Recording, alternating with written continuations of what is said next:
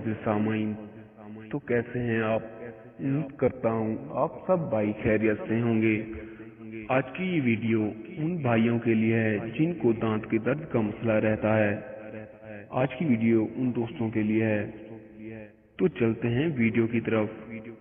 आज की इस वीडियो का टाइटल, दांतों की बीमारियों का इलाज खुद करें।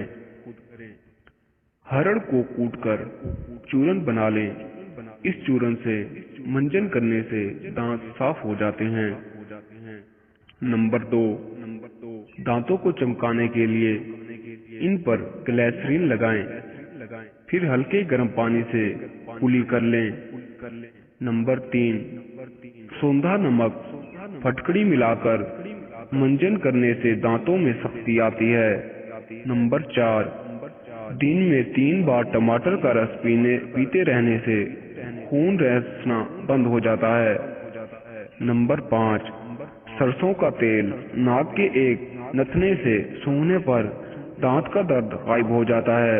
नंबर 6, नीम गर्म पानी में नमक मिलाकर गरारे करने से दांत दर्द में फायदा पहुंचता है।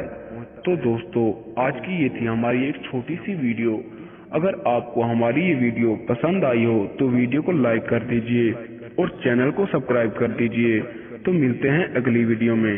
तब तक के लिए अल्लाह हाफिज। अपना ख्याल रखिएगा।